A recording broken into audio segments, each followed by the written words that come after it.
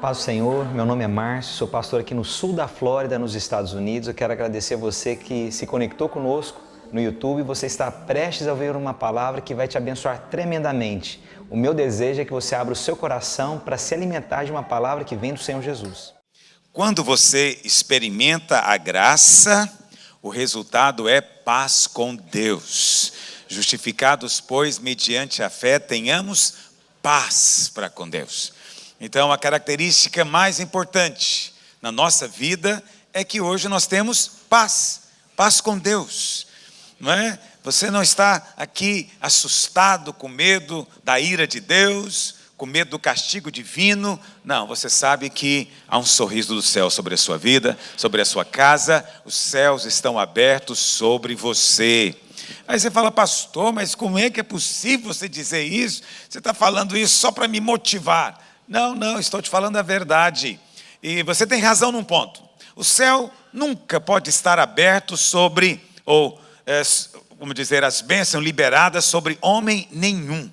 Porque homem nenhum é merecedor da bênção de Deus. Mas tem um sobre quem os céus estão abertos. A Bíblia fala que o Senhor Jesus, um dia, ele desceu ao Rio Jordão para ser batizado, e quando ele entrou na água, diz a Bíblia que os céus se abriram sobre ele. Os céus estão sempre abertos sobre o Senhor Jesus. E sabe o que Deus faz?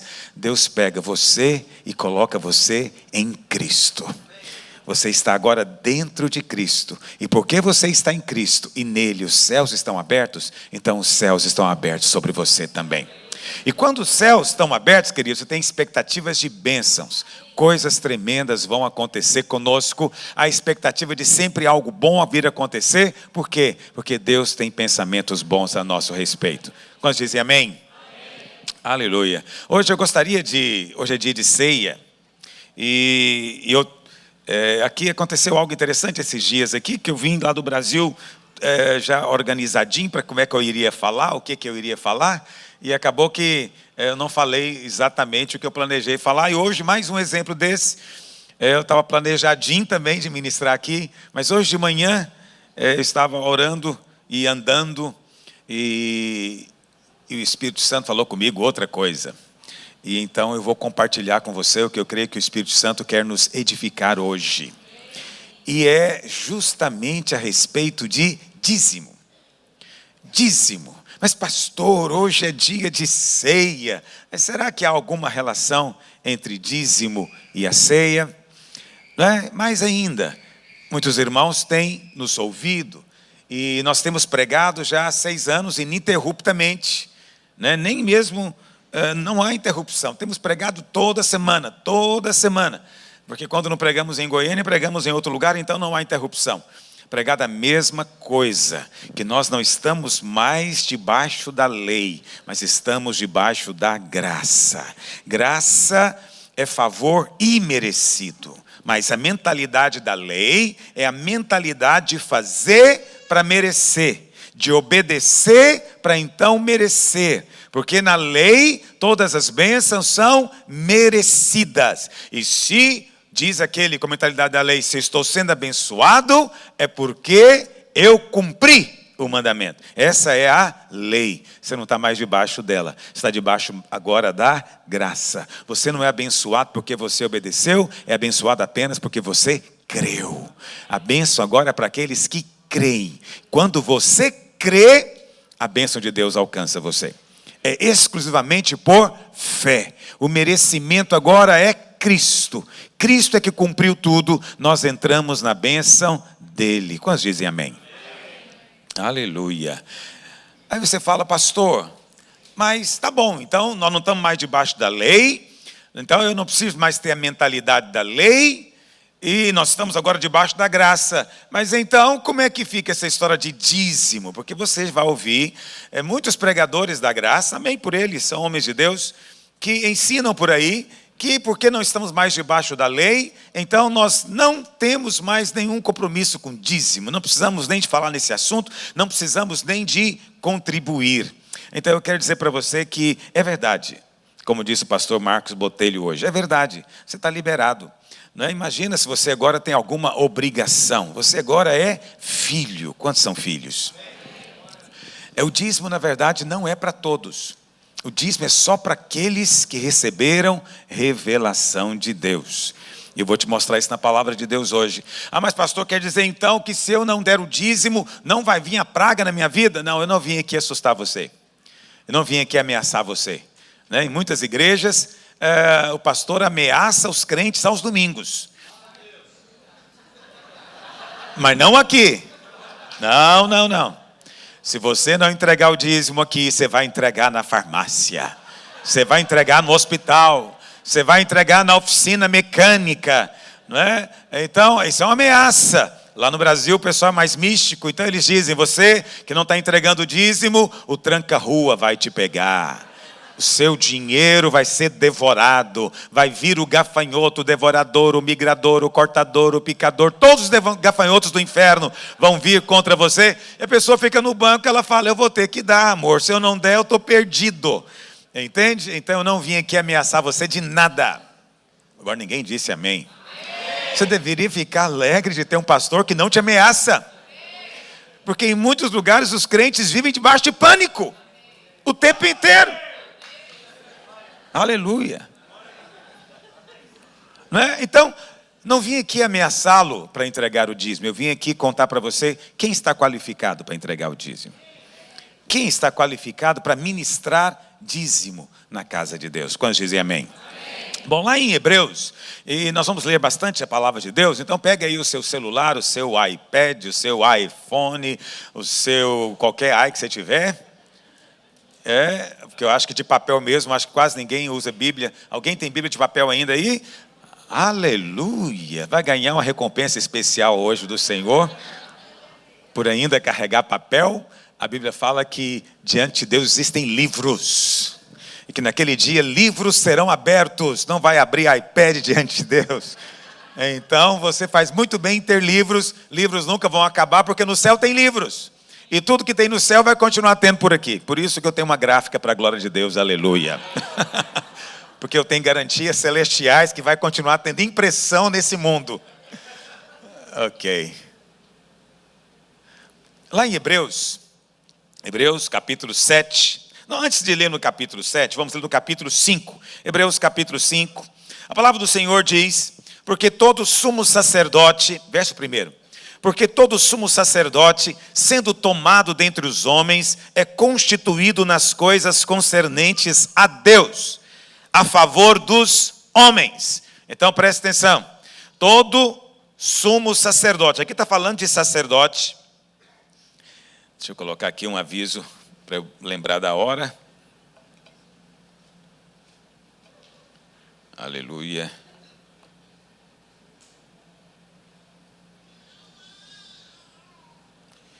Todo sacerdote é constituído nas coisas concernentes a Deus a favor dos homens. Então presta atenção. Na Bíblia tem dois ministérios que são, vamos dizer assim, chaves.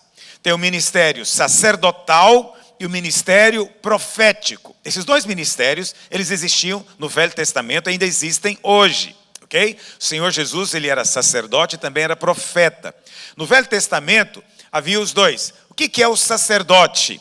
O sacerdote é aquele que vem aqui, conhece os nossos problemas e vai diante de Deus interceder por nós. Esse é o sacerdote. Então ele vai diante de Deus a favor dos homens. O profeta é o contrário. O profeta, ele está lá diante de Deus. Ele não está lá diante dos homens. Ele está lá diante de Deus. E Deus, então, encarrega ele de falar alguma coisa para os homens. Então, o profeta é um porta-voz divino. O sacerdote é o nosso porta-voz diante de Deus. A Bíblia fala que o Senhor Jesus foi feito sacerdote, sumo sacerdote. Ou seja, ele está diante de Deus, intercedendo por nós. Amém? Mas aí vem a pergunta. Essa pergunta provavelmente era feita lá no começo da igreja. E alguém dizia, mas como Jesus poderia ser sacerdote? Por quê? A lei dizia que somente... Você sabe, em Israel tinha... Quantas tribos tinha em Israel? Quem se lembra? 12 tribos. Uma dessas tribos era chamada de tribo sacerdotal. Quem se lembra qual é? Levi. A tribo de Levi era a tribo sacerdotal. Somente aquele nascido na tribo de Levi podia ser sacerdote. Mas especificamente nem era todo mundo da tribo de Levi. Tinha que ser descendente de Arão. Uma pessoa específica, ok? Então tinha que ser levita para ser sacerdote. Mas Jesus era levita? Qual tribo que ele era? Judá, porque ele é o leão da tribo de Judá. Ele tinha que ser de Judá para se cumprir a promessa de que o reino de Davi jamais terá fim. O trono de Davi jamais terá fim. Então, a linhagem de Davi, ela é eterna, porque Cristo é eterno, ele não morre mais. Então, Cristo é rei, mas ele é da tribo de Judá. Da tribo de Judá não tem sacerdote. Como é então, pastor? Isso é a pergunta que se fazia naquela época. Hoje em dia ninguém pergunta isso mais para mim, mas há 2000 anos atrás era uma questão importante para aqueles crentes judeus. Como é que Jesus é sacerdote se ele é da tribo de Judá e não é da tribo de Levi? Aí o autor de Hebreus, ele vem explicar. No verso 6, olha o que ele diz. Como em outro lugar também diz, tu és sacerdote para sempre, segundo a ordem de Melquisedeque. Aí é uma coisa surpreendente. O autor de Hebreus diz o seguinte, olha, ele é de fato sacerdote, somos sacerdote, mas de outra ordem. Ele não é da ordem de Levi, ele é de outra ordem, é uma ordem superior, é a ordem de Melquisedeque. Verso 10 também diz a mesma coisa, tendo sido nomeado por Deus como sumo sacerdote segundo a ordem de Melquisedeque. Muito bem, então o autor de Hebreus diz o seguinte, olha, ele de fato é sumo sacerdote agora, mas ele não é da linhagem de Davi, ele é de uma outra ordem, de uma ordem espiritual muito superior. Ela é superior, por que ela é superior? Porque foi o próprio Deus quem... O autor de Hebreus, ele usa muita teologia, e às vezes a gente vai ler um livro e fica um pouco confuso, porque ele está o tempo inteiro explicando alegorias do Velho Testamento.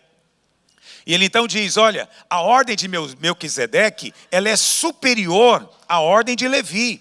Então Jesus é um sacerdote superior. E eles perguntavam, mas por que é superior? Aí o argumento dele era bem simples, ele dizia, olha, porque o menor é abençoado pelo maior.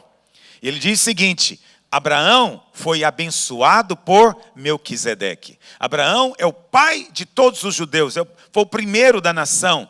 E se Abraão, que é o pai, ele é o maior dos judeus, se ele foi abençoado por Melquisedeque, então Melquisedeque é maior do que Abraão.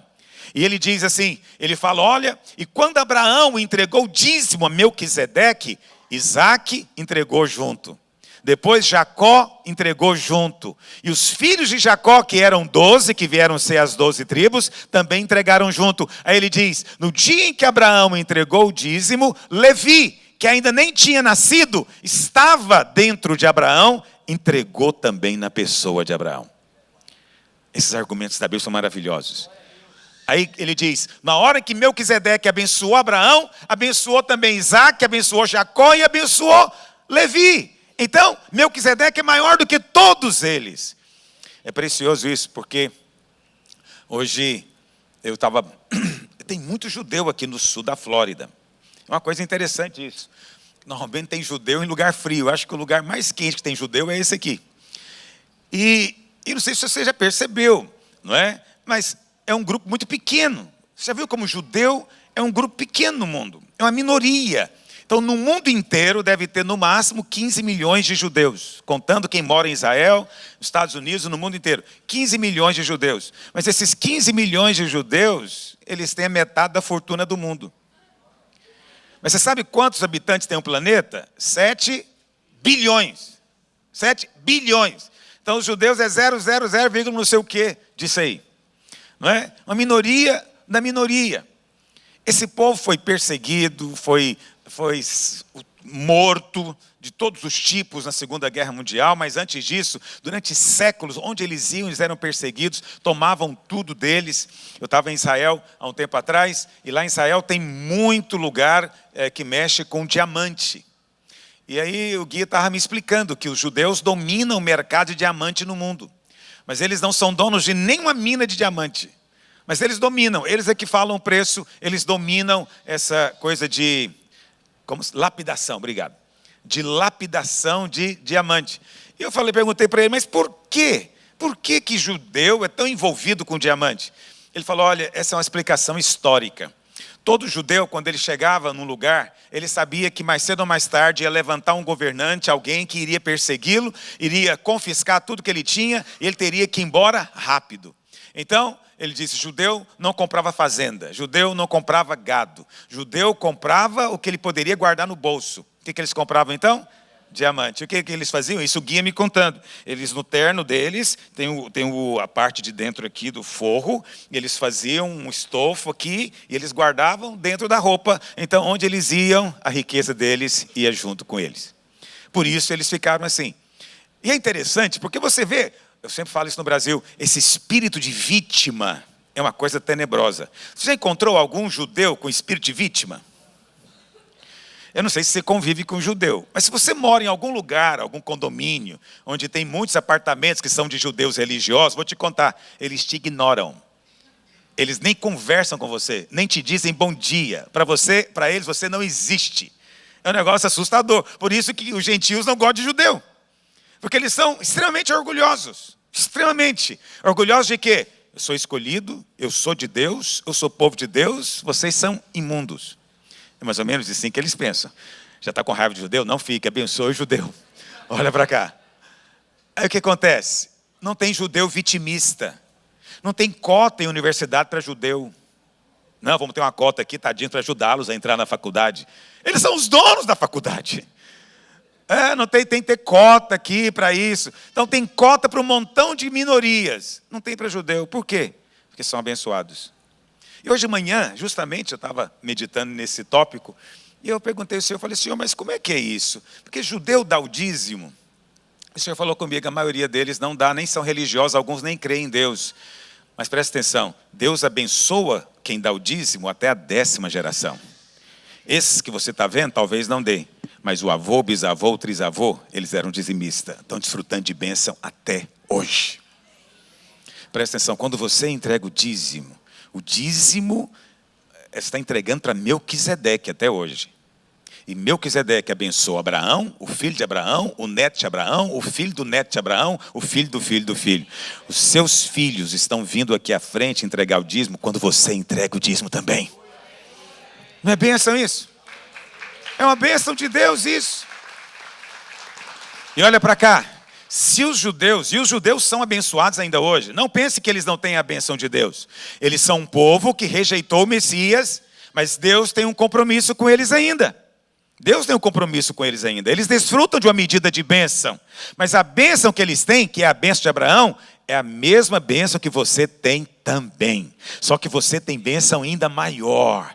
Eles podem desfrutar de bênção física, material. Mas você tem, além da bênção física, tem a bênção espiritual também. Então você é abençoado de todos os lados. Essa é a promessa de Deus. Quantos dizem amém? Muito bem. Então, Jesus, o Senhor Jesus é sacerdote segundo a ordem de Melquisedeque. Quem é Melquisedeque? Está lá em Gênesis capítulo 14.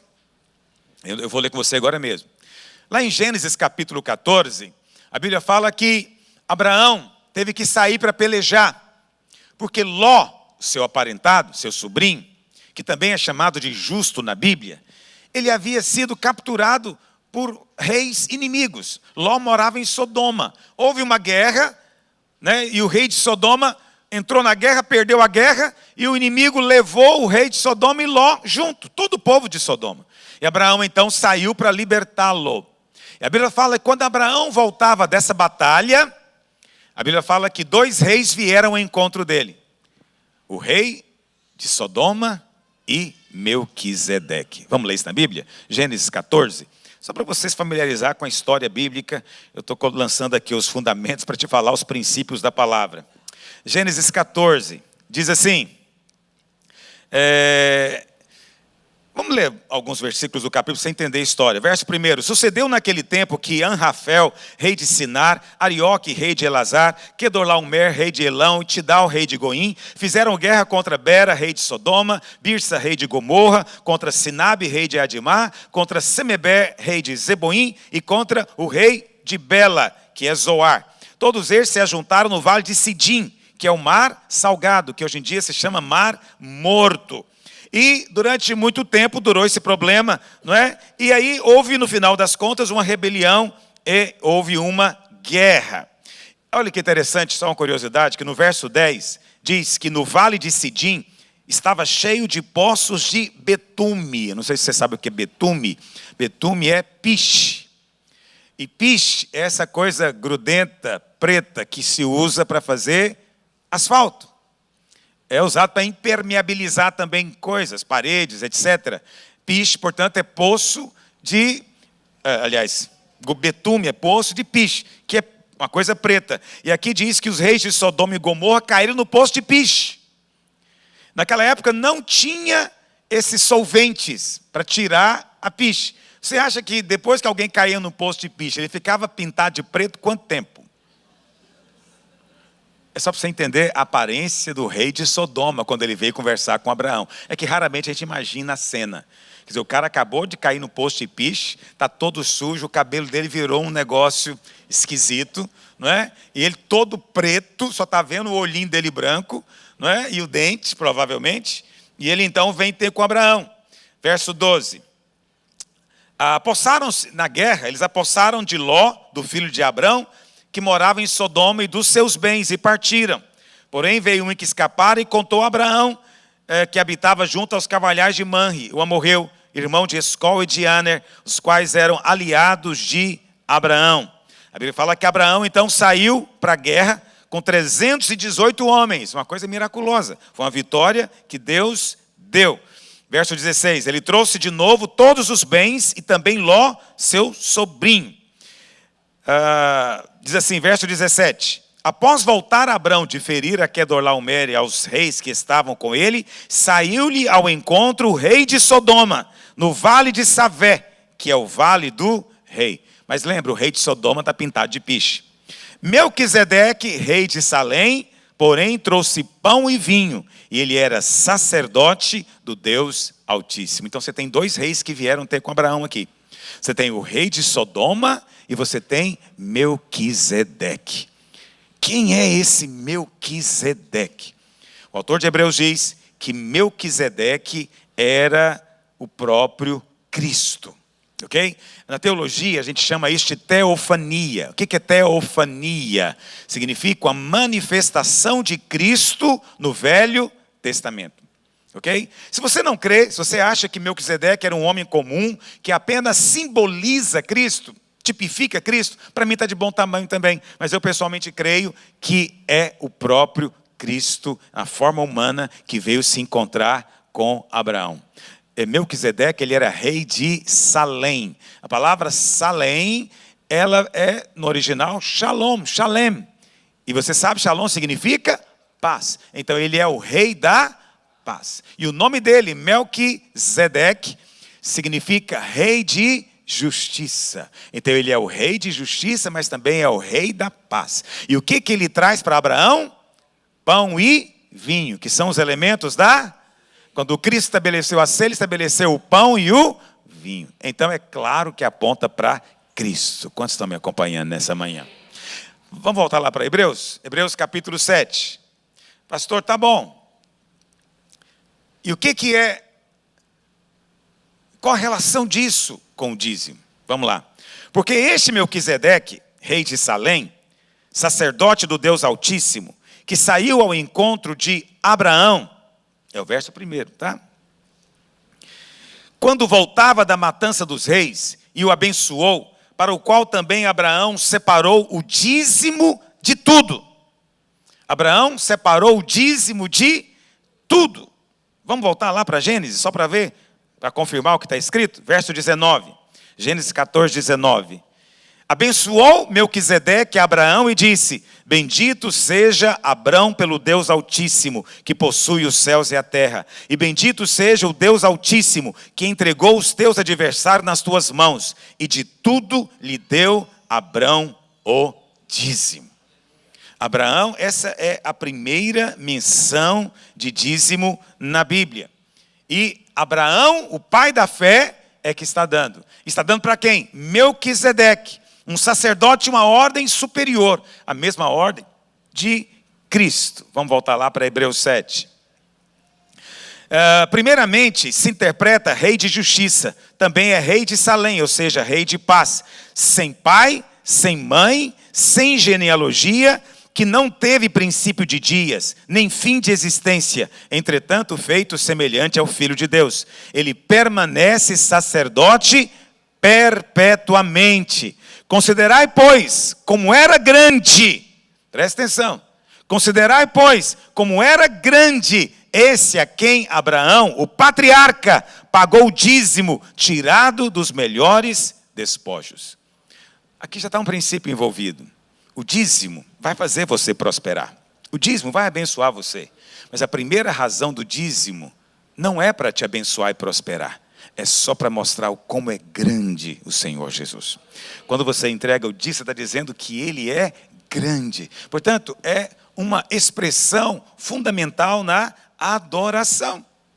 Ok? Aí é que as pessoas dizem: ah, pastor, mas isso aí, o dízimo, nós não ensinamos e não cremos, porque não é na graça. O dízimo é da lei. Presta atenção, Jesus também é da graça. No entanto, o autor de Hebreus diz que Jesus está onde? Lá em Gênesis, com Melquisedeque. Portanto, aquele Melquisedeque é Cristo. É Cristo. Então, Abraão viveu num tempo antes da lei. Por isso que a nova aliança é uma continuação da aliança de Deus com Abraão. Por isso que Paulo diz que todos nós somos filhos de Abraão. Abraão foi justificado pela fé, nós também somos justificados por fé. A aliança de Deus com Abraão, ela é a origem, a base agora da nova aliança. Então, o que diz respeito a Abraão, também diz respeito a nós. Se Abraão entregou o dízimo, nós também temos que entregar. E Abraão entregou para Melquisedeque, nós também hoje entregamos para Melquisedeque. Quantos dizem amém? Mas tem um outro argumento ainda. Eu pergunto para você: não, pastor, o dízimo já passou, alguém vai dizer. Não nos diz respeito mais. Eu digo para você, Melquisedeque, ele é sacerdote. E o texto diz que permanece de que maneira?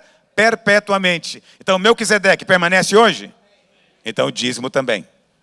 Outra coisa, Melquisedeque ofereceu o que para Abraão? Quem se lembra? Pão e... Pergunta para você, o pão e vinho permanece hoje? Vai ter ainda uma ceia com pão e vinho lá no céu ainda? Então, se o pão e vinho permanece hoje, pergunta para você, o dízimo permanece também? É uma questão de você compreender a palavra. Não, o pão e o vinho está aqui, mas o dízimo não está. Não, você tem que ser coerente.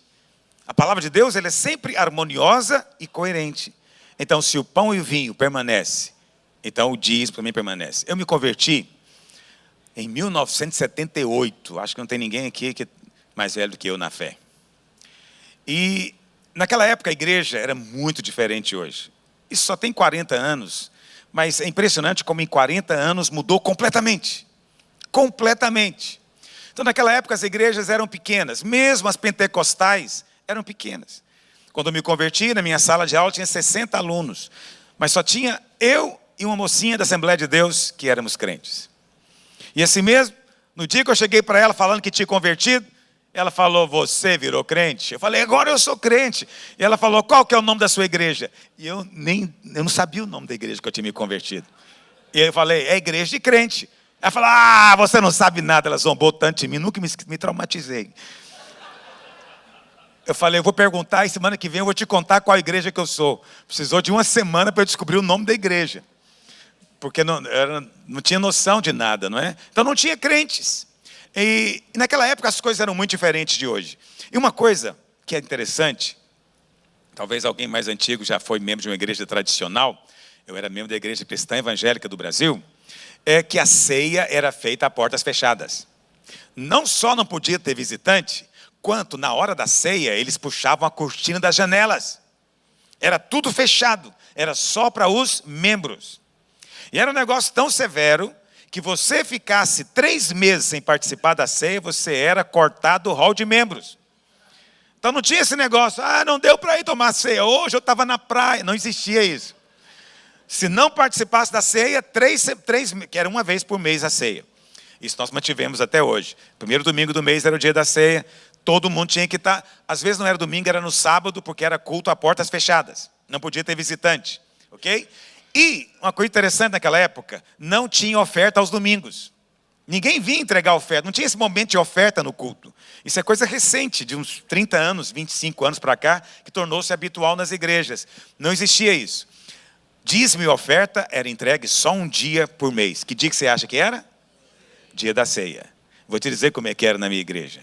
Todo crente tinha um envelope, até hoje é assim lá em Goiânia, o envelope ele tem um nome, né? A gente tem o controle nominal de quem deu a oferta, e o membro também tem o controle do dízimo que ele tem dado na tesouraria. Então o diácono ficava com o pão e o vinho, representando Melquisedeque. E o irmão, representando Abraão, vinha. Ele deixava o dízimo no gasofilácio, pegava o pão e o vinho e ia sentar no seu lugar. Todo mês era assim. Porque eles diziam, o pão e o vinho permanecem, o dízimo permanece também. Mas aí você acha que está pouco, a coisa era mais severa. Porque o dízimo não tinha negócio de dízimo anônimo. Isso não existia naquela época. Tudo era identificado. Por quê? Porque no outro dia tinha uma lista no mural da igreja dos dizimistas. Com valor na frente. Talvez seja por isso que a igreja era pequena, né? Não sei. Com valor na frente, todo mundo. 3 meses sem entregar o dízimo, seu nome era cortado do hall de membro. Era assim, a coisa era muito... Isso eu estou falando de uma igreja tradicional. Essa tradicional, né, que usa calça esporte, naquela época era assim que a gente falava. Ainda fala calça esporte? Tem essa expressão ainda? Não, quando eu era jovem, a gente falava calça esporte para mulher. Né? Homem não usa calça esporte, né? Sei lá o que falava. Então, era igreja tradicional. Mas era desse jeito que funcionavam as igrejas. Então, é um conceito que não existia naquela época, a ideia do crente que não contribui com a igreja. Isso é uma coisa que não existia. Porque se não contribui, também não participa. As igrejas eram muito pequenas, não é? Mas sabe, todas elas tinham um prédio próprio. Todas elas tinham uma vida estável. Uma coisa interessante. Talvez não cresciam muito naquela época, mas eles compreendiam a seriedade do dízimo e a seriedade do pão e do vinho. Quantos estão me acompanhando nessa manhã? Aí você fala, graças a Deus que a gente avançou. Né? Mas lá na videira, quando nós começamos, nós ainda mantivemos o costume de colocar a lista de dizimista, mas sem o valor. A gente não colocava o valor, a gente colocava a lista no mural dos dizimistas. Não sei quantos aqui participaram dessa época. Você participou. Então, mas não tinha o valor. Só que foi aumentando muito o número de membros. Aí chegou uma época que a gente colocou na parede. Aí vinha aquele tanto. Aí depois nós desistimos, porque a gente viu que ninguém ia lá olhar. Ou pelo menos se ia escondido, né? Olhar escondido. Será que o fulano entregou o dízimo? Não é? Então, nós paramos com isso. Mas preste atenção, o importante não era nada disso. O importante é que o entendimento permanece. A visão, o princípio, permanece. Vamos voltar, vamos continuar lendo a palavra. Então, o dízimo, ele tem um valor espiritual. Por que 10?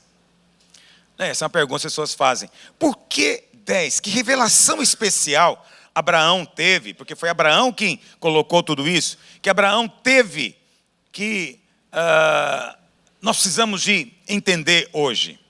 Então, a Bíblia mostra que o 10, ele representa o todo. Entende o que eu estou dizendo? O 10 representa o todo. Por que são 10 mandamentos? Eu não sei se você sabe, mas não são só 10 mandamentos. Vou contar para você quantos são. São 613. São 613 mandamentos da lei de Moisés. Mas por que Deus, quando foi escrever para Moisés, lá na pedra, ele escreveu só 10, se são 613? Porque esses 10 representam os 613. Se você cumprir esses 10, você terá cumprido todos os outros 613. A Bíblia fala que ninguém jamais cumpriu a lei. e significa que ninguém cumpriu os 10. Paulo diz em Romanos capítulo 7, que na verdade o mandamento que pegou ele pelo pé foi o último, que é o não cobiçar. Ele diz, você vai encontrar homem que não rouba, vai encontrar homem que não mata, vai até encontrar homem que não diz falso testemunho. Mas ele diz, não existe homem que não cobice dentro de si, sem falar para ninguém, só ele e ele mesmo, mas Deus está vendo. Então todo homem quebra a lei. Entende o que eu estou dizendo? Porque 10 representa o todo. Porque, olha, você consegue perceber a graça de Deus disso?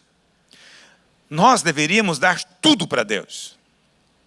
Todo homem deveria dar tudo para Deus, por causa da sua grandeza, majestade, glória, poder e amor.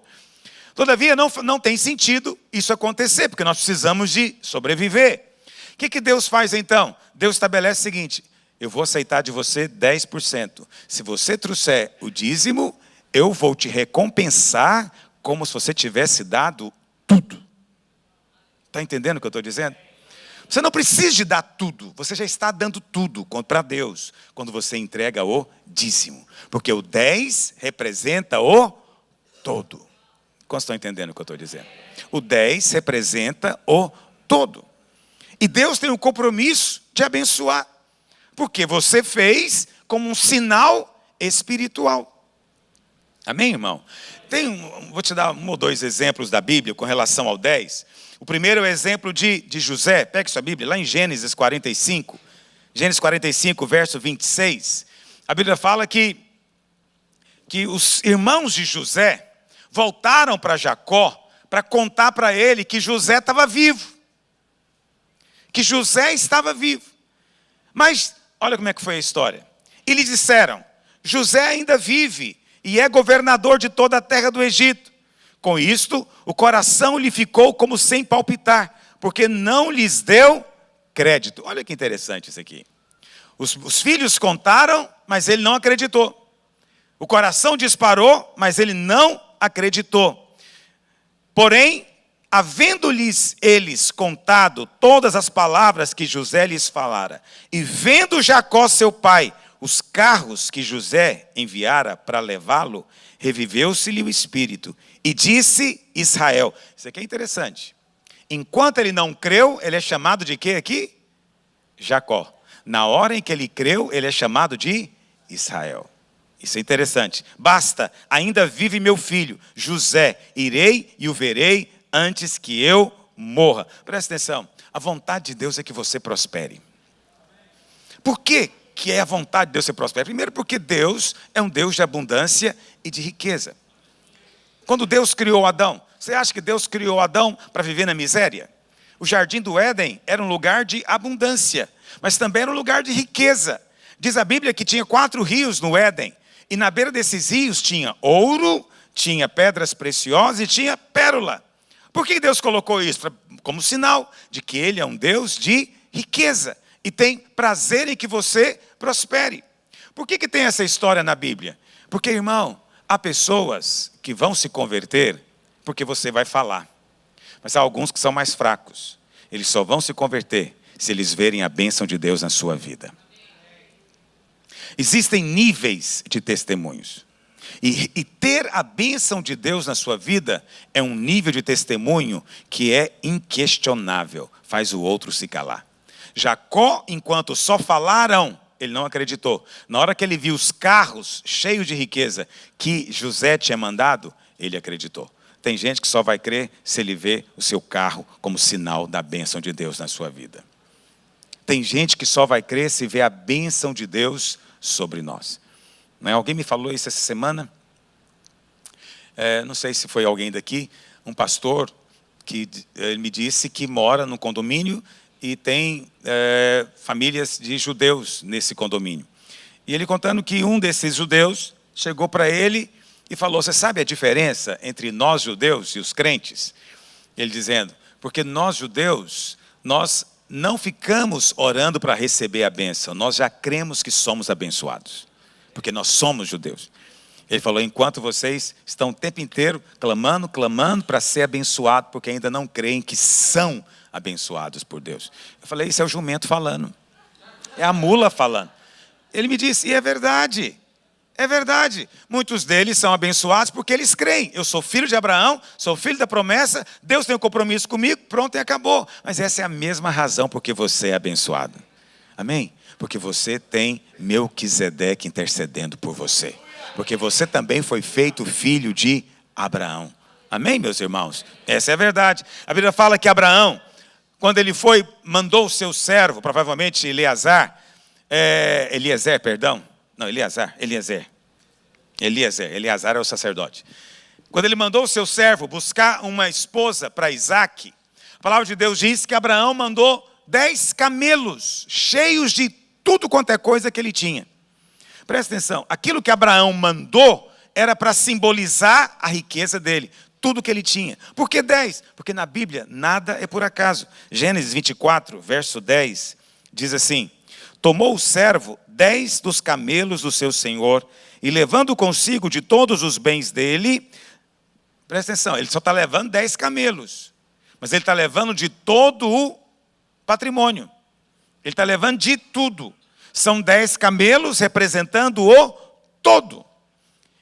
Isso é para noiva, para aquela que vai ser escolhida, ok? Então essa é a vontade de Deus. Quando você dá 10%, Deus recebe como se fosse o tudo. Mas aí alguém diz: pastor, é por isso que eu não dou o dízimo. Eu não preciso dar o dízimo, por quê? Porque Deus sabe que tudo que eu tenho é dele. Deus sabe que tudo que eu tenho é dele. Mas você sabe, isso funciona mais ou menos como marido e mulher, não é verdade? Marido e mulher, né? O marido fala para a mulher: tudo que é meu é seu, amor. Mas se ela não puder gastar nada, ela não acredita. Entendeu o que eu estou dizendo?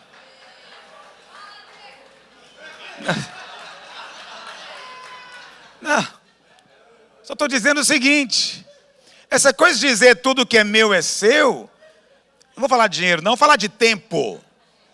Vou falar de tempo. Por quê? Porque tem muitos homens que não têm tempo para sua esposa, porque ele está trabalhando para que ela seja suprida com os filhos. Amém? São homens bons. Mas a mulher, ela quer um tempo, ela quer poder um dia sair, ir num restaurante, que não seja por quilo, uma coisa mais elegante. Sim, porque levar no restaurante só fica muito genérico, né? Precisa ser um lugar que vale a pena vestir uma roupa especial. E aí, presta atenção, você vai exortar o marido, né? Ele está junto com a mulher. Você vai exortar o marido, ele diz o quê? Pastor, ela sabe que eu a amo. Ela sabe que tudo que eu tenho e que eu sou é para ela. Mas eu pergunto para você, se ele separar uma noite, segunda-feira, para sair com ela, vai ter mais valor do que essas palavras? Muito mais. Muito mais.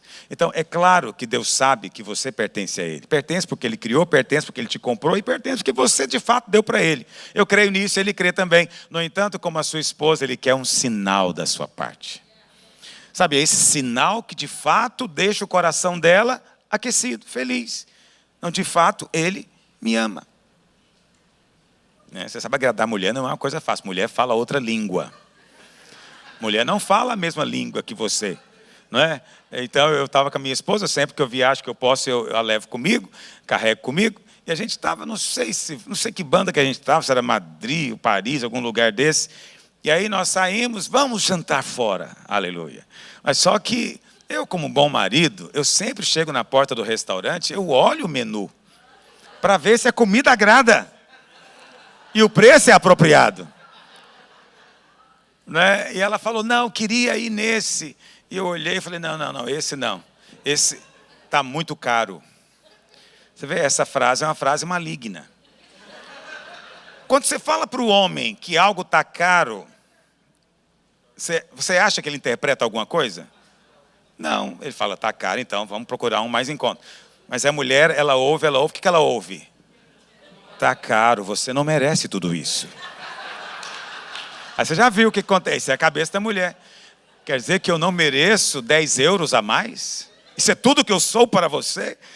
Eu falei, não, imagina, só vamos entrar nesse negócio agora. Tem que ter cuidado, às vezes você não sabe por que sua mulher está chateada, eu estou te contando. Porque você é tão sonso que você nem sabe que você falou um palavrão na língua dela. Na sua língua é normal, na dela não. Mas olha para cá, estou apenas te dizendo que mulher nenhuma cai nessa conversa, tudo que é meu é seu. Mulher nenhuma fica iludida com esse negócio, todo o meu tempo é seu, minha vida é sua. Não, ela quer um sinal prático. Eu digo para você, a mesma coisa acontece com o dízimo. Tudo é de Deus, mas demonstra isso. Entende? Demonstra isso. E a demonstração que o Senhor te dá é essa, te pede é essa. Então entregue 10% que eu vou receber como se fosse tudo. Entende? É como adoração. Adoração é uma coisa importante. Então, hoje em dia, eu preciso às vezes eu tenho que me preocupar com que outros pregadores da graça pregam, que são coisas muito estranhas, absurdas. Entende? Então, há pessoas que existem certos conceitos que não estão na Bíblia e que infelizmente enraizaram tanto na cultura que eu duvido muito que a gente consiga tirar facilmente. É um negócio complicado. Qual um conceito muito enraigado? É que eu não preciso ir ao culto para adorar a Deus. Eu adoro a Deus enquanto eu dirijo. Eu adoro a Deus enquanto eu jogo bola. Eu adoro a Deus enquanto eu jogo videogame, enquanto eu assisto a novela, enquanto eu vou ao cinema, porque tudo é para Ele. Você sabe, não existe isso na Bíblia. Você não vai encontrar isso na Bíblia. No Velho Testamento não existe. Quando alguém queria adorar a Deus, ele tinha que sair da sua casa e ir lá a Jerusalém para sacrificar. Entendeu? Tudo bem, Deus é Espírito hoje. Você não tem que ir a um lugar específico para adorá-lo. Mas é preciso ter um momento separado para Ele. Você acha que Deus se agrada de você falar, não, eu adoro a Deus enquanto jogo bola. Deus fala, mas o que eu tenho a ver com essa bola? Nada. Mas quando você sai da sua casa, pega o seu carro e você senta aqui e fala, Senhor, eu vim te oferecer um culto de louvor. Filho, há poder nisso. Não transforme louvor e adoração num estilo de vida, porque conversa é fiada. Não existe esse estilo de vida. Não na Bíblia. Não estou dizendo que você não vai cantar o dia inteiro, que você não pode louvar o dia inteiro. Pode, e pode até orar sem cessar. Mas é preciso separar, sim, um tempo para adorar a Deus. Aquele tempo é para Deus. Você está aqui por causa do Senhor. Mas muitos irmãos jogam isso na conta para fazer qualquer coisa. Para nunca oferecer nada para Deus. E isso é tolice. Porque quando você é conquistado pela graça, você se apaixona.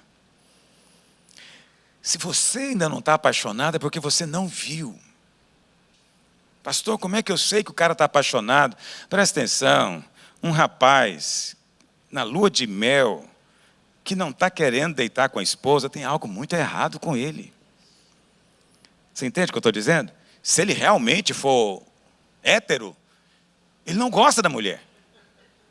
Ele não gosta da mulher. Mas eu me lembro quando eu me casei, eu estava tão apaixonado pela minha esposa.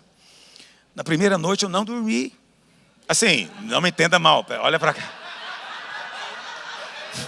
Não estou falando disso. Depois que eu falei que eu vi o tanto que soou mal, olha para cá.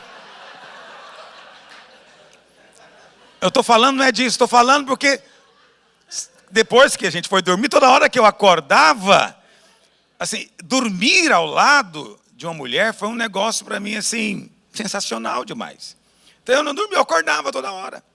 Encostava, eu acordava. Apaixonado. Quem está apaixonado é assim. Entende? Então presta atenção. Quando você vem também para o culto, você vem para um namoro celestial. Mas é algo muito estranho quando você não é atraído por ele. Quantos estão me acompanhando? Por quê? Porque não provou, alguma coisa está fora. Mas deixa eu avançar. Concluindo. O dízimo, a Bíblia fala que ele também, porque ele representa o todo, ele tem o poder de abençoar o todo. Entendeu? Esses 10% é representativo. Segundo a Bíblia, ele tem o poder de santificar os outros 90%. Por que há necessidade de santificar? Presta atenção, não há mais maldição sobre você. Quantos dizem amém? Você não é mais amaldiçoado. Não há mais maldição sobre a sua vida. Mas a Bíblia fala que essa terra está debaixo de maldição ainda. Vai acontecer no futuro da maldição ser removida, porque haverá novos céus e nova terra. Mas hoje, como Deus disse para Adão, maldita é a terra por tua causa. Então, a terra está debaixo de maldição. Então, existem coisas nesse planeta que são coisas debaixo de maldição. Você tem que estar ciente disso. Não é que aquela tolice de dizer, não, eu sou filho de Deus, nada vai me tocar. Não, nada vai tocar você, mas evita qualquer coisa que queira tocar em você também. Eu estava esses dias, já tem alguns meses, uma irmã mandou uma pergunta do filho que estava tendo muito pesadelo e pânico e aquele negócio todo. E eu falei, olha, depois eu fui conversar com ela. Eu perguntei, seu filho anda vendo televisão? O que ele anda vendo? Eu acho que deve ser os filmes de terror que ele vê. Então presta atenção, você é livre? Quantos crentes são livres? Mas não use a sua liberdade para comer coisas que são contaminadas. Mas eu não posso comer? Pode, mas não faça por amor a você mesmo. Você é livre para comer o que você quiser. Tudo que é vendido você pode comer, diz a Bíblia. Você não está mais proibido de comer carne de porco, um camarãozinho, nada, você pode. Mas presta atenção, não use agora essa liberdade para fazer algo tolo, para encher a sua casa de coisas amaldiçoadas. Um filme desse tipo é um filme amaldiçoado. Você está colocando na sua casa uma carniça, vai empestear o ambiente todo. Mas eu sou abençoado. É abençoado, mas o que você está fazendo com isso na sua casa? Tira daí. Quantos entendem o que eu estou dizendo? Mas há certas coisas que não tem jeito. Você está nesse mundo. E você é obrigado, não tem saída, a conviver com dinheiro. Mas dinheiro é uma coisa debaixo de maldição. Em alguns lugares, muito mais do que outros. Eu sempre gosto de falar no Brasil, porque a gente vive num lugar onde tem tanta gente matando outros por causa de dinheiro. Às vezes por causa de bobagem. Coisa de R$500, o outro esfaqueia na rua. Ele esfaqueia e leva aquele dinheiro. Aquela cédula. Eu pergunto a você, essa cédula, ela tornou-se associada a algo amaldiçoado? Sim ou não? Tornou-se. Aí depois você recebe essa cédula de troco, de pagamento, e vem entregar ela para Deus. Deus pode aceitá-la? Não. Ou depois você é obrigado a conviver com isso. Tem demônios associados. Não precisa ir muito longe. Entende? Você sabe, no Brasil existem muitos tipos de trabalho de feitiçaria. Um dos trabalhos de feitiçaria é colocar coisas na boca do sapo. Entende? E uma das coisas que eles põem é dinheiro. Dinheiro na goela do sapo. Isso faz parte lá de um ritual de feitiçaria. Agora eu pergunto para você, o dinheiro vai ficar na boca do sapo? Não, primeiro que encontrar o sapo vai pegar o dinheiro. E esse dinheiro vai para a padaria. E uma hora vai cair no seu bolso. Já está até com medo de carregar dinheiro, né? Estou te assustando já, né? Quantas pessoas divorciaram por causa desse dinheiro? Quantas amizades foram quebradas por causa desse dinheiro? Quanta maledicência, calúnia, quanto roubo foi feito por causa desse dinheiro? Naquela mercearia, naquela loja de posto de gasolina, ou sei lá mais o quê. E droga? Será que teve gente que vendeu droga que depois matou alguém de overdose, e em troca te deu esse dinheiro, que não deu para você, mas deu para alguém que deu para você? Então, todo tipo de coisa ruim desse mundo está associada com dinheiro. Então eu pergunto para você, esse mundo está debaixo de maldição, sim ou não? O dinheiro, então, a cédula, está ou não? Está. Você não está. Mas é preciso santificar. Paulo diz, lá em Romanos 11, verso 16. Romanos 11, 16. E se forem santas as primícias da massa, igualmente o será a sua totalidade. Se for santa a raiz, também os ramos o serão. Então, qual o princípio envolvido aqui? É que existe poder para santificar toda a massa quando você separa 10 para o Senhor. A sua atitude de dizer, isso aqui vai ser para Deus, tem o poder de santificar todo o seu patrimônio. Tudo aquilo que você ganhou. Entende? Se for santa raiz, vai ser santo os galhos, os troncos, as folhas, tudo vai ser santificado. Ok? Mas eu sei, irmãos, há tanta gente que ensina coisas, né? Esses dias alguém me falou isso, né? Eu não dou na igreja porque a igreja não precisa de dinheiro. Isso é conversa de pastor. Preste atenção, você deveria louvar a Deus se a sua igreja precisa de dinheiro. Porque se ela precisa de dinheiro, é porque ela está investindo. É porque ela está plantando igreja, é porque ela está sustentando obreira, é porque ela está cuidando de criança, é porque ela está preocupada em ter um prédio, quem sabe comprar um prédio. Preste atenção. A igreja que não precisa de dinheiro é uma igreja que está morta. tornou-se complacente, com as coisas do mundo. Simplesmente não faz mais nada, porque acha que nada tem valor. Entende? Então deveríamos ser o contrário, temos que ficar alegres. E a vontade de Deus é a sua prosperidade. Precisamos acabar com essa hipocrisia. Entende? É muita hipocrisia. Essas pessoas normalmente as pessoas que falam isso, elas têm um bom carro na garagem, elas têm uma boa casa para morar, mas elas estão sempre dizendo, não, o que importa é o espírito. Né? Deus não tem interesse em prosperar você, mas eles mesmos não são pobres. Quem fala isso normalmente tem dinheiro. Entende? É tolice. Você quer o melhor para os seus filhos, você quer que os seus filhos prosperem, muito mais Deus a seu respeito. Deus tem para você sim suprimento, e é de acordo com a sua graça. Pastor, mas você está falando tudo isso, então eu vou dar o dízimo, não é para troca? Não é a questão, aqui que está a questão. Se você der o dízimo para trocar com Deus, como se estivesse comprando a bênção dele, você está agredindo a Deus. A bênção dele não está à venda. E se tivesse, você não poderia comprar, porque é muito cara. Entende? Então, não é uma questão de comprar a bênção de Deus. É uma questão, como disse o pastor Marcos hoje, de honrar o Senhor. Eu não sou obrigado a beijar minha esposa, eu beijo porque eu quero. Não tem nenhuma lei que me obriga a dormir com ela. Eu durmo com ela porque eu quero, eu gosto, tenho prazer nela. Nenhum de nós se sentiria feliz se essas coisas fossem por lei, obrigadas por lei. Então, não é a lei que vai te levar para o Senhor, ok? Mas uma vez que você vai para o Senhor, é inevitável. Você vai também bendizê-lo, abençoá-lo, glorificá-lo, e vai fazer isso com o seu dízimo. E se você der o dízimo, não vou iludir, é um princípio espiritual, você vai sim prosperar. É verdade mesmo, o devorador será repreendido. Não haverá maldição em nada que você colocar a mão. Essas são as bênçãos que vêm para você. Amém, irmão? Essas são bênçãos prometidas para você. Aí alguém vai dizer, pastor, mas a Bíblia fala, porque a gente fala muito de semeadura e colheita, a Bíblia fala que os passarinhos, eles não semeiam e nem guardam em celeiros, e não falta nada para eles. Ok, você quer viver como passarinho? Faça isso. Porque passarinhos não prosperam. Passarinhos não avançam. Se você quer apenas o que vestir, o que comer, e você está feliz com isso, então tudo bem. Mas se você quer prosperar, pega a semente que Deus te deu e semeia. Deus não te dá coisas prontas.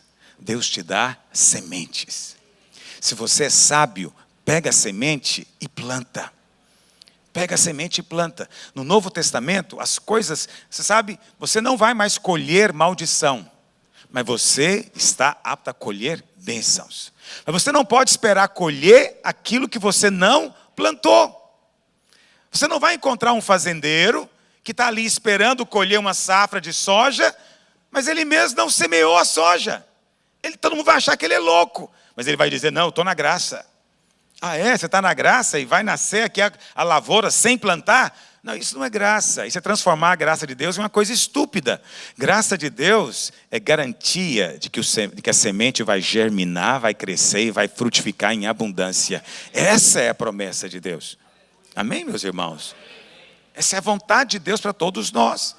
Mas muitos, infelizmente, às vezes não entendem o poder da semeadura. Eu sempre gosto de brincar. Um tempo atrás, eu estava orando para uma irmã, para ela engravidar. E passado algum tempo, ela não tinha engravidado. Eu falei, mas você e o seu marido estão dormindo junto? E ela me olhou com um olhar surpreso. Ela pensou que ia ser Maria. É como se ela dissesse, mas tem que fazer isso também? Eu pensei que eu estava na graça. Entende? Presta atenção. Se não houver a semente do seu marido, não haverá colheita do seu parto. É preciso, tudo envolve semeadura. Quantos estão compreendendo o que eu estou dizendo? Tudo envolve semeadura. Se você crê, corre para sua casa e vai semear. Eu não estou falando de sexo, não. Eu estou falando de semeadura. Ok? Então, eu falo para você, Quando eu estou com um problema financeiro, o que eu faço? Eu procuro uma ocasião para semear. Então, nesse final de ano, eu procurei uma ocasião para semear, porque eu preciso de uma bênção nesse próximo mês, né? E eu estou aguardando essa bênção, mas eu semeei. Alguém fala, mas você está fazendo troca com Deus? Não, imagina, não precisa trocar, Ele cuida de mim. Mas eu tenho agora uma base para orar, para Ele abençoar. É a base da semeadura, estou dizendo, abençoa minha colheita, Senhor.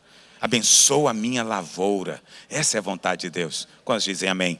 Para encerrar, eu queria que você voltasse lá para Gênesis, no capítulo 14. E lá diz assim, vamos ler verso 19. Abençoou Melquisedeque a Abrão e disse, bendito seja Abrão pelo Deus Altíssimo, que possui os céus e a terra. E bendito seja o Deus Altíssimo, que entregou os teus adversários nas tuas mãos. E de tudo lhe deu Abrão o dízimo. Então disse o rei de Sodoma a Abrão, eu louvo a Deus porque primeiro veio Melquisedeque. E Melquisedeque abençoou a Abrão. Mas depois veio o rei de Sodoma. Então, Deus sabendo que no momento de luta, depois de uma luta, cansado, enfraquecido, esse é o momento que o diabo mais gosta de atacar. Mas é nesse momento que o Senhor vem para suprir você com pão e com cálice. Porque isso é a força que vem do céu. Verso 21. Então disse o rei de Sodoma a Abrão, dá-me as pessoas. O diabo sempre tem essa proposta. Dá-me as pessoas e os bens ficarão contigo. Mas Abrão lhe respondeu, levanto a mão ao Senhor, o Deus Altíssimo. Porque ele está aqui junto com Melquisedeque, que era sacerdote do Deus Altíssimo. Em hebraico, El Elyon. El Elyon. Levanta as minhas mãos para o Deus Altíssimo, o que possui os céus e a... Veja o que Abraão está declarando. Eu não preciso de você, rei de Sodoma. Eu sirvo ao Deus que é o dono dos céus e da terra. E juro que nada tomarei de tudo que te pertence, nem um fio, nem uma correia de sandália, para que depois você não diga, eu enriqueci Abrão. Abraão não está dizendo que não queria ficar rico. Não está dizendo que não ficaria rico. Ele está dizendo o seguinte, eu vou ficar rico porque eu vou entregar o meu dízimo a Melquisedeque. Mas de Sodoma eu não quero nada. Para que ninguém venha depois a dizer, ficou rico por causa do rei de Sodoma. O rei de Sodoma é o príncipe deste mundo. Por isso, mais tarde, ela vai ser destruída. Ok? Então, Abraão queria, sim, próspero. Verso 24, não quero para mim, senão o que os rapazes comeram e a parte que toca aos homens de Abner, Escol e Manre. Você vê, na verdade, qual foi o motivo de Abraão ir para a guerra? Foi salvar quem? Quem se lembra? Ló. Ló simboliza um tipo de crente na Bíblia. Mas quando Abraão volta da batalha, Ló também voltou junto com o rei de Sodoma, sim ou não? Voltou. O rei de Sodoma está aqui, tem uma multidão com ele. Ló está junto. Ok? Ló está junto. Pergunto para você. Ló entregou o dízimo para Melquisedeque? Ló tinha motivos de entregar o dízimo naquele dia? Presta atenção, ele tinha perdido tudo. Inclusive a própria liberdade, tornou-se escravo. Abraão veio e o libertou de Quedorlaomer e ainda deu de volta todos os bens dele. O que você sentiria se num dia você perdesse tudo e depois alguém fosse usado por Deus para te restituir tudo? Será que você teria disposição de vir aqui no culto e entregar dízimo ao Senhor? Mas Ló não. Ló não fez nada. Por quê? Porque é uma questão de revelação. Abraão tinha revelação, Ló não. Mas também, pastor, de onde é que procede a revelação? A Bíblia fala que Melquisedeque deu o que para Abraão? Pão e... Ele deu para Ló? Não deu. A comunhão não é para todos, assim como o dízimo não é para todos.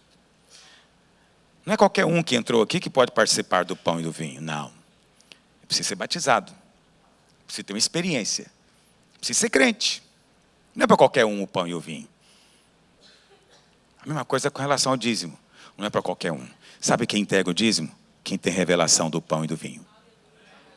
Quem sabe o que está comendo e o que está bebendo, esse entrega o dízimo. Quando você recebe da mão de Melquisedeque o suprimento, isso aqui é todo o suprimento. Você vai comer do próprio Cristo. Quando você recebe de Melquisedeque o pão e o vinho, a luz de Deus vem e você tem disposição para ser generoso. Ló não teve. Qual o resultado? A Bíblia diz que Abraão tornou-se riquíssimo. Essa é a expressão bíblica. Abraão tornou-se muito rico. Mas 4 capítulos para frente, Deus vem para avisar Abraão que ia destruir Sodoma. E quem é que voltou a morar em Sodoma? Ló. A Bíblia fala que os 2 anjos do Senhor foram a Sodoma, encontraram Ló na porta da cidade. Isso você lê na Bíblia e você pensa que não tem significado nenhum. Mas a porta da cidade, naquela época, era como se fosse o tribunal, onde ficavam os juízes, os homens, os anciãos importantes da cidade. E significa que Ló tinha uma posição proeminente em Sodoma. Por causa de quem? Por causa de Abraão. Abraão não quis o dinheiro, mas o que aconteceu com o rei de Sodoma? Ele falou, vou abençoar esse cara porque é parente do Abraão. Se não fosse esse cara, a gente estaria até hoje lá penando. Como Abraão gosta dele, vou colocar ele numa posição boa. Tem gente que é abençoado por causa da bênção de outros sobre ele. É o caso de Ló. Mas a Bíblia fala que o anjo falou para ele, você prepara que essa noite, a cidade será subvertida. E a Bíblia fala que eles se demoravam para ir. A Bíblia fala que precisou do anjo agarrar pela mão e arrastar para fora da cidade. Por que você acha que eles se demoravam para ir? Porque eles tinham que pegar o relógio Rolex. Eles tinham que agarrar a bolsa Louis Vuitton. Tinha coisas na casa, vai ser destruída, eu vou embora, não posso largar, amor, como é que eu faço? Precisou do anjo agarrar. Eles saíram para fora da cidade. A esposa virou estátua de sal, você conhece a história. E Ló perdeu tudo. Morreu na pobreza. Morreu na miséria. Então você tem que ver o fim da história de cada um e o que aconteceu. Abraão recebeu o pão e o vinho, entregou o dízimo. Ló não participou da comunhão. Ló não entregou coisa alguma. No começo pareceu que Ló era o mais próspero, mas no final ele não tinha nada. Por que não tinha nada? Porque não tinha o que proteger da maldição, do juízo que veio sobre Sodoma. Deus tem procurado ocasião para abençoar você. E eu não sei por que eu estou falando disso. Normalmente eu não falo desses assuntos quando eu viajo. Normalmente. Eu só falo disso lá em Goiânia. Porque sempre me soa como sendo algo íntimo, da intimidade da igreja. Mas hoje eu me sinto confortável para dizer para você. Essa é uma igreja abençoada.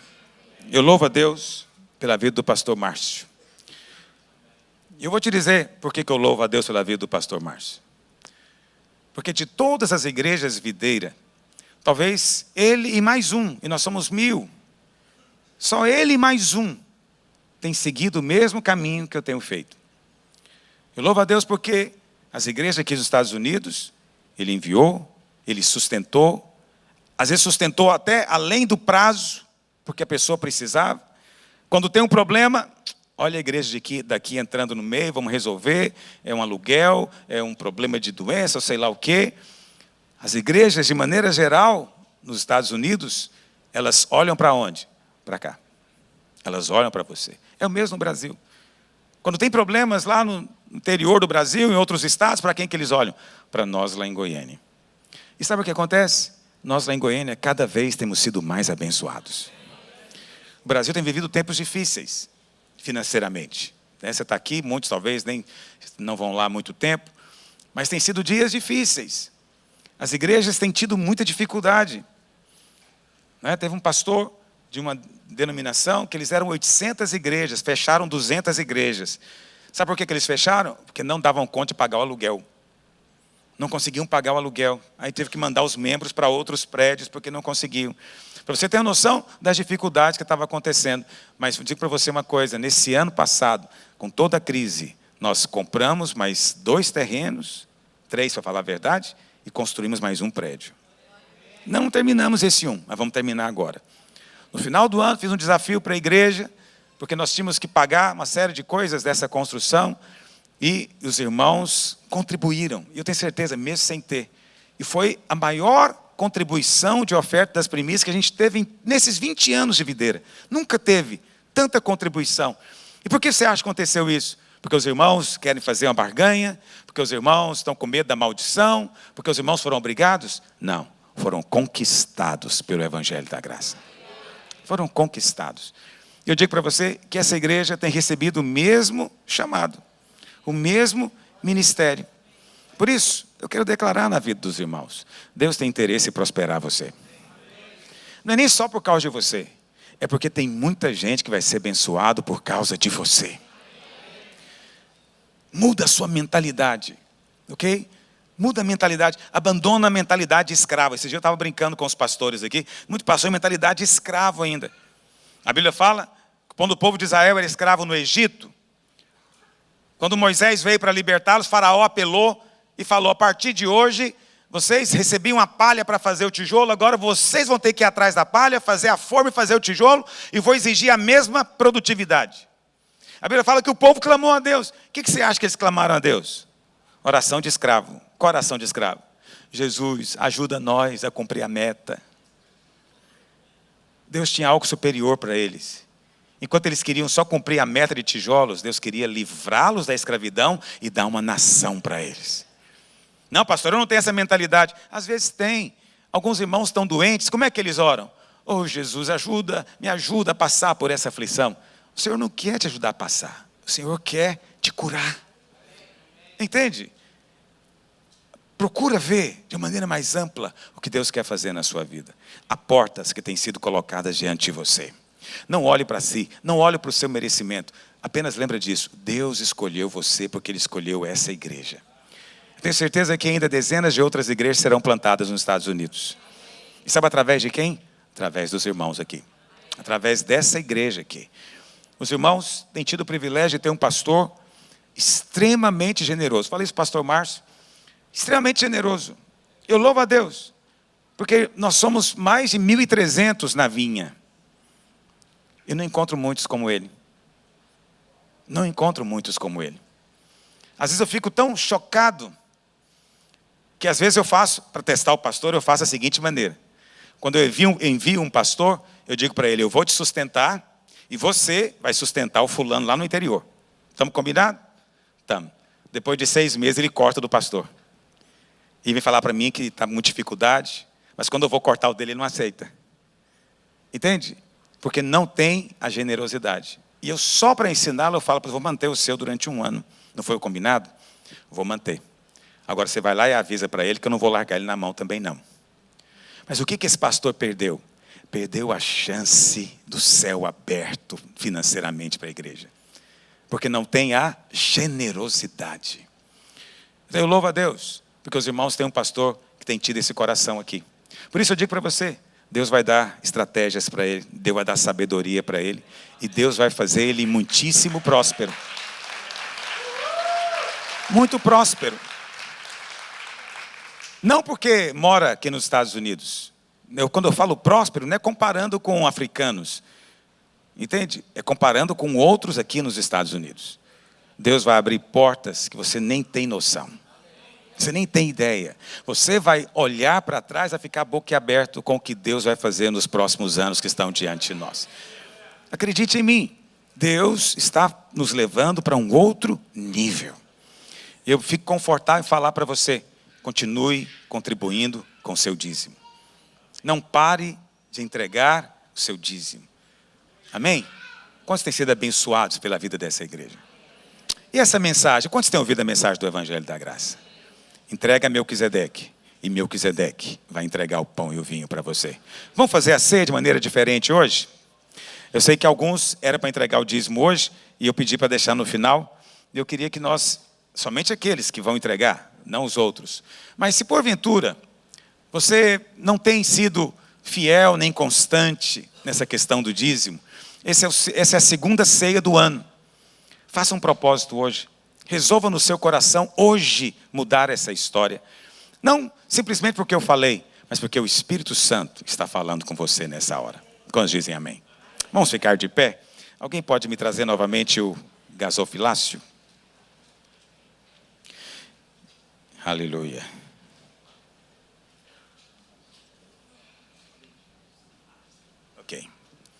Ok. Então os servos vão entregar o pão e o cálice para você. Você segura e nós vamos participar juntos da mesa do Senhor. E você que vai entregar o dízimo, você vai vir nesse espírito hoje. Amém? Então eu queria que deixasse aqui na frente alguns para aqueles que vão entregar o dízimo, porque ele vai vir entregar o dízimo. Pastor Márcio pode ficar segurando aqui na frente para abençoá-los. Porque alguns vão entregar o dízimo e hoje vão fazer como Abraão. Você vai entregar o dízimo e o pastor Márcio vai representar Melquisedeque. Ele não é, nenhum pastor é, o Senhor Jesus é. Amém? Mas você simbolicamente vai pegar o pão e o cálice, vai voltar para o seu lugar e vai crer. Eu recebi a bênção de Abraão. Feche seus olhos por um instante. Você que vai entregar o dízimo, erga a sua mão onde você está. Eu quero orar por você. Pai, eu oro ao Senhor por cada um desses que hoje, ó Deus, vão agir com fé, um ato de fé, o mesmo espírito de Abraão. Pai Santo, eles vão entregar o dízimo. Eu creio que o Senhor vai receber esse dízimo como se fosse tudo o que eles têm. Ó Deus, vão entregar 10%, mas vão receber uma bênção de quem deu 100%. Essa é a promessa do Senhor. Por isso eu oro ao Senhor, abre as comportas do céu. Ó Deus, derrama bênção sem medida. Que as pessoas vejam o testemunho deles, que eles são supridos, que eles são abençoados e prosperam em tudo que colocam a mão. Em nome do Senhor Jesus. Amém e amém. Venha aqui à frente. Quero agradecer você que ficou conectado conosco até agora. Tenho certeza que você foi ricamente abençoado. Se você quer entrar em contato conosco, você pode entrar pelo site www.videiraflorida.com ou mandar um e-mail para nós no videiraflorida@gmail.com. Fica na paz do Senhor Jesus.